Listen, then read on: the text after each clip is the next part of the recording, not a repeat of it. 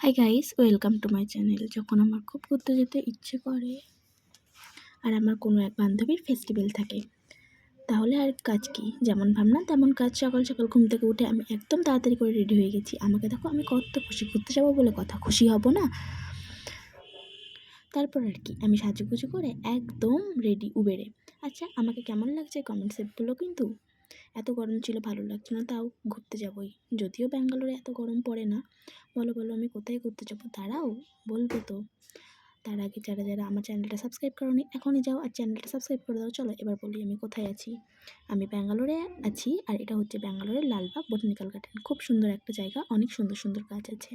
তার থেকেও বড় কথা, আমার আজকের আকাশটা খুব ভালো লাগছে। যাই হোক, সবটা ভিডিও করতে পারিনি, কারণ আমার ভিডিওর থেকে চোখে দেখাটা বেশি ভালো লাগে। কারণ ভিডিও একদিন না একদিন ঠিক ডিলিট হয়ে যাবে, বাট মেমোরি সারা জীবন থেকে যাবে। যাই হোক, আমরা কিন্তু খুব মজা করছি। ফ্রেন্ডদের সাথে ঘুরতে যাওয়া মানে একটা আলাদাই ব্যাপার। আমি তো বারবার আকাশটাই দেখছিলাম, কারণ আজকের আকাশটা অনেকটাই সুন্দর লাগছিলো। আমার এই জায়গাটা খুব পছন্দ হয়েছে, অনেক সুন্দর।